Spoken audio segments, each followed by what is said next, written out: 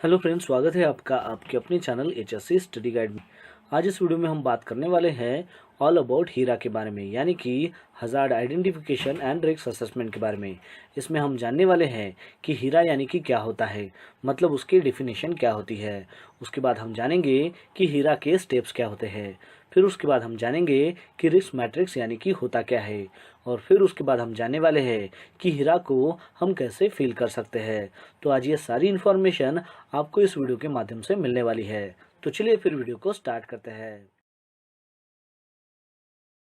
तो हीरा जानने से पहले कुछ डेफिनेशन का जानना हमें बहुत ही ज़रूरी है। तो सबसे पहले जानते हैं कि हज़ार्ड क्या होता है। हज़ार्ड यानी कि there is something which has a potential to cause harm, यानी कि कुछ ऐसी चीज़ कि जिसके वजह से नुकसान हो सकता है, उसे हज़ार्ड कहते हैं। फिर उसके बाद है रिस्क। रिस्क यानी कि सेवरिटी बाय प्रोबेबिलिटी, मतलब सेवरिटी मीन्स यानी कि कॉन्सिक्वेंसेस, यानी कि उसका परिणाम, यानी कि जो भी हज़ार्ड है उसका उस कंडीशन के ऊपर क्या परिणाम हो रहा है, वो यानी कि सेवरिटी। अब देखते हैं कि प्रोबेबिलिटी क्या। अब प्रोबेबिलिटी यानी कि चांस ऑफ ऑकरेंस, यानी कि उसे लाइक्लीहुड भी कहते हैं, यानी कि उस हज़ार्ड से जो भी इम्पैक्ट होने वाला है उसका कितना चांस है, वो यानी कि प्रोबेबिलिटी। चलिए अब जानते हैं कि हीरा क्या होता है। हीरा यानी कि हज़ार्ड आइडेंटिफिकेशन रिस्क असेसमेंट। हीरा एक ऐसी प्रोसेस है, एक ऐसे डॉक्यूमेंट है कि जिसमें क्या होता है कि कोई एक्टिविटी को कंसीडर किया जाता है और उस एक्टिविटी में होने वाले जो भी हज़ार्ड्स है उसको आइडेंटिफाई किया जाता है। फिर वो जो आइडेंटिफाई किए गए जो हज़ार्ड्स है उसकी जो रिस्क है उसको इवैल्यूएट किया जाता है और इवैल्यूएट होने के बाद उसमें जो सूटेबल कंट्रोल मेजर्स है वो अप्लाई किए जाते हैं।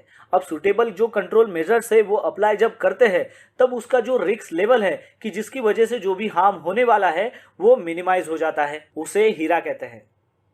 तो चलिए देखते हैं कि हीरा के स्टेप्स क्या है। हीरा के टोटल 6 स्टेप्स है। तो चलिए अब जानते हैं कि वो 6 स्टेप्स क्या है।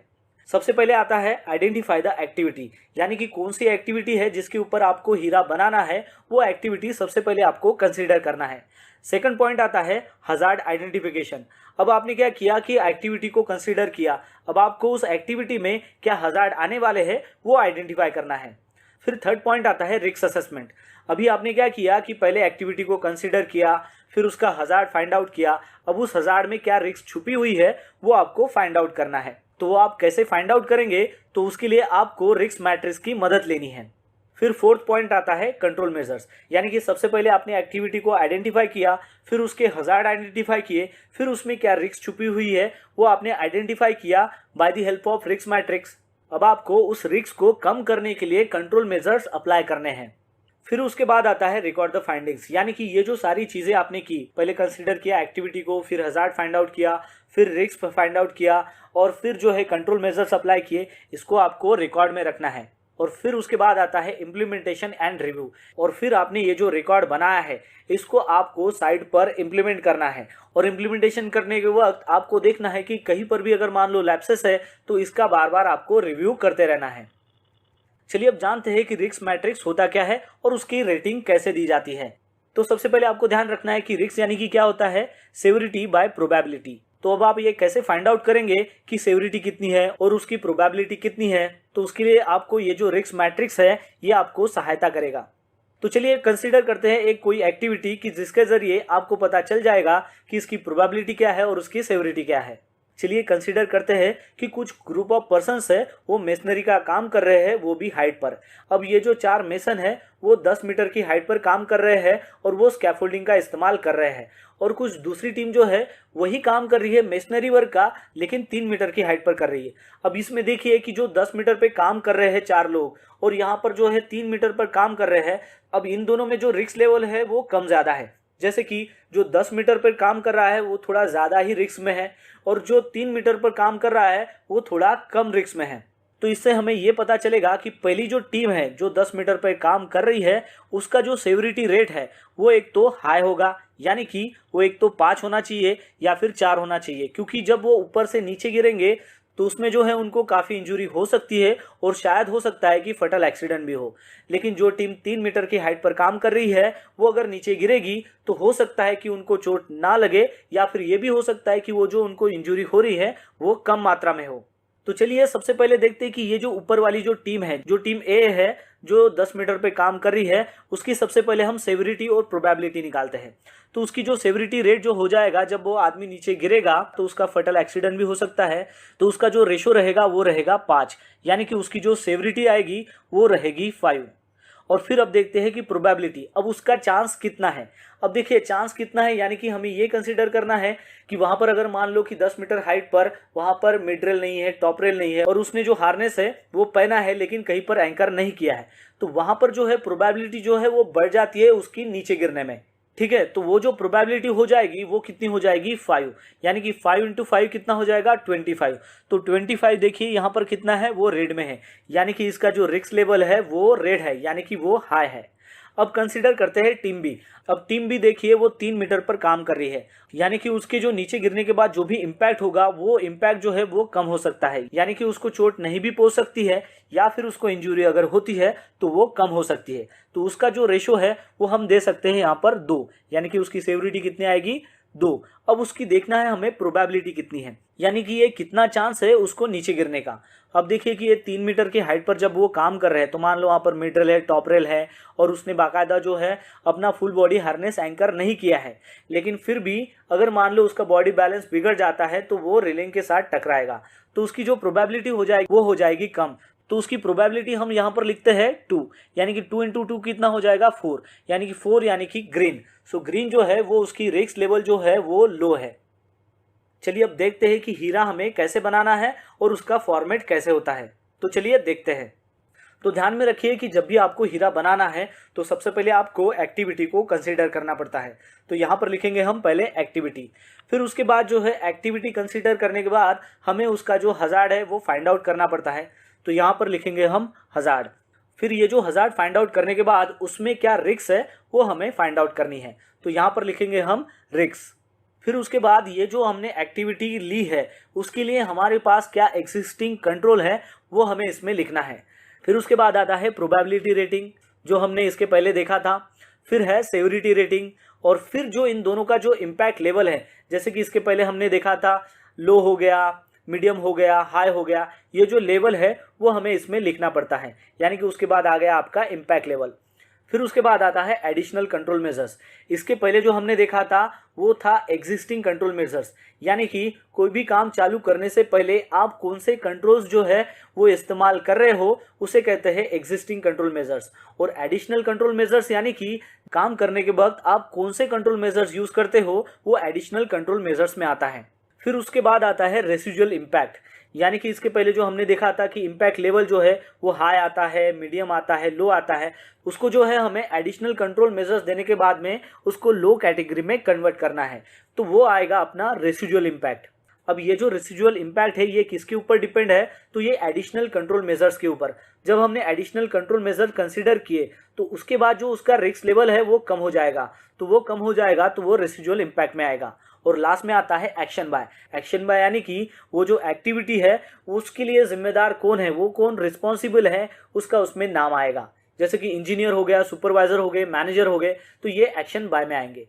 चलिए अब कंसीडर करते हैं एक एक्टिविटी और उसके अनुसार ये हीरा हम फिलअप करते हैं।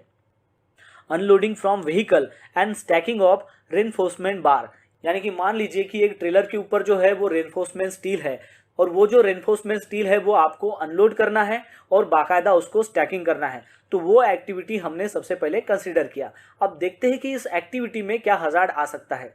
अब देखिए कि वो जो ट्रेलर है तो उसके साथ में अगर मान लो आजू बाजू में कोई अगर व्हीकल चलती रहती है तो क्या होगा कि जो व्हीकल मूवमेंट है वो एकदम रश हो जाएगी, तो रश व्हीकल मूवमेंट ये आपका हजार्ड आएगा।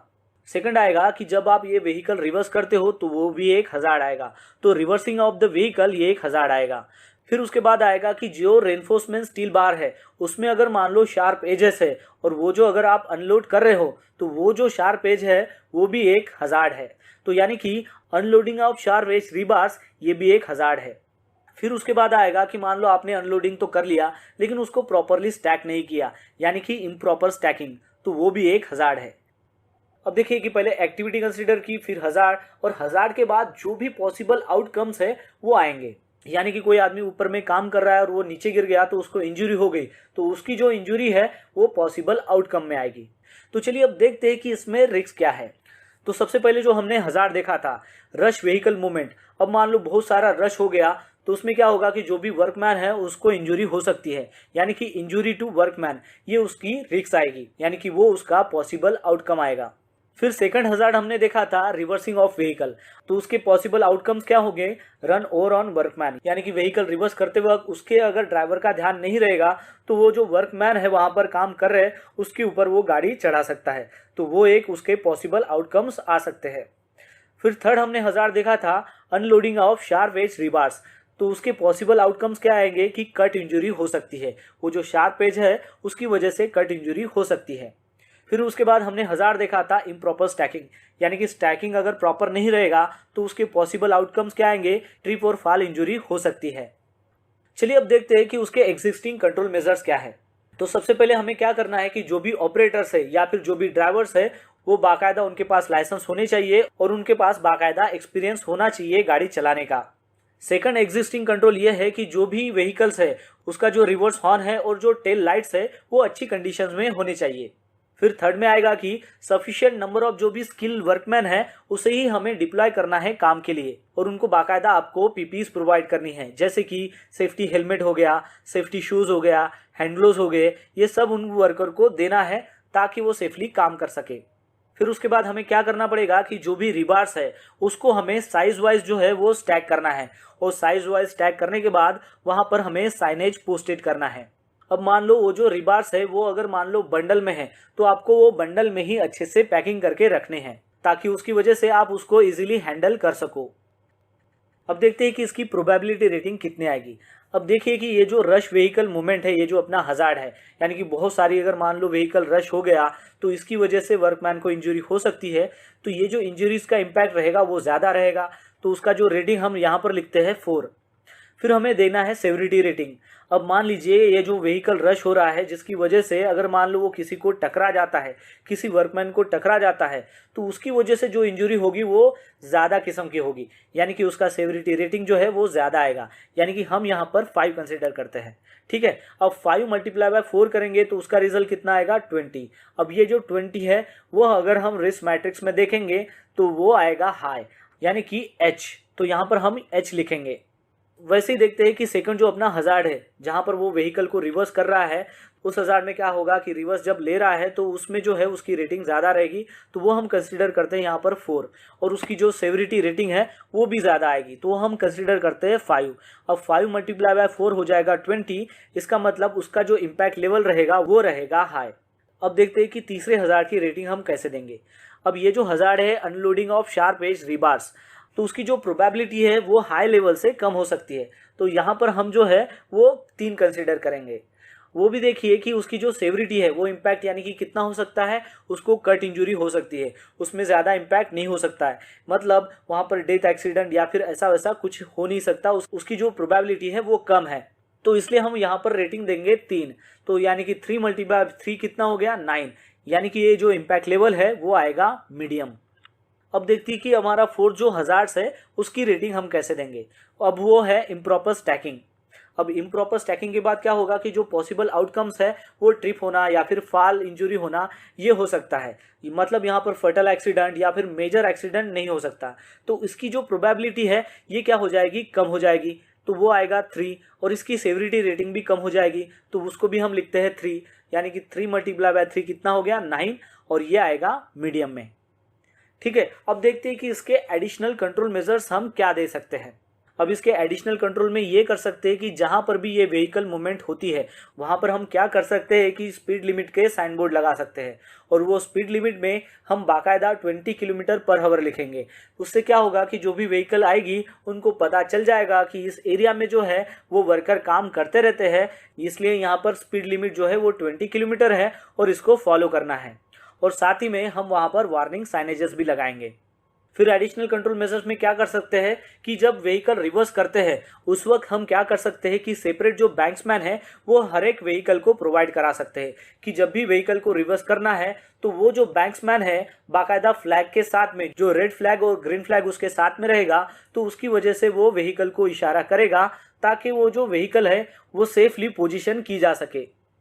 फिर एडिशनल मेजर्स हम क्या कर सकते हैं कि जो भी रिबार्स को अनलोड करना है जिसको शार्प एजेस है, उसके लिए हम मशीनरीज का इस्तेमाल कर सकते हैं। उसमें ज़्यादातर हम वर्कफोर्स डिप्लॉय नहीं करेंगे। अब मशीनरी से अगर मान लो वो मटेरियल ट्रेलर से नीचे ले रहे हैं तो उसमें वर्कमैन जो फोर्स है वो कम हो जाएगा, तो उसका जो रिस्क लेवल है वो हम कम कर सकते हैं। फिर और एडिशनल कंट्रोल मेजर्स हम क्या कर सकते हैं कि जो भी स्टैकिंग यार्ड है जहां पर रेनफोर्समेंट स्टील बार को अनलोड किया जा रहा है, वहां पर अनऑथराइज पर्सन्स को परमिशन नहीं दे सकते हैं, और उसके लिए हम वो जो एरिया है वो रेस्ट्रिक्टेड कर देंगे अनऑथराइज पर्सन्स के लिए। अब ये जो एडिशनल कंट्रोल मेजर्स हमने जो सजेस्टेड किए हैं, इसकी वजह से क्या होगा कि ये जो इम्पैक्ट लेवल है ये कम हो जाएगा, यानी कि जो हाई कैटेगरी का इम्पैक्ट लेवल था वो अब वो कम हो जाएगा, यानी कि वो लो हो जाएगा। इसलिए हम यहाँ पर एल लिखेंगे। अब लास्ट में आता है एक्शन बाय। अब एक्शन बाय में लिखेंगे कि कौन सा पर्सन जो है वो इस एक्टिविटी के लिए रिस्पॉन्सिबल है, तो वो यानी कि साइट इंजीनियर आएगा या फिर साइट इंचार्ज आएगा। तो दोस्तों इस प्रकार जो है वो हीरा बनाया जाता है। हमने यहाँ पर एक एक्टिविटी कंसिडर की और उसके मुताबिक हमने यहाँ। तो दोस्तों आशा करता हूँ कि आपको इस वीडियो के माध्यम से पता चल गया होगा ऑल अबाउट हीरा के बारे में, यानी कि hazard identification and risk assessment के बारे में। तो बस आज के लिए इतना ही, मिलता है नेक्स्ट वीडियो में एक नए टॉपिक के साथ में। तब तक के लिए टेक केयर, बाय बाय।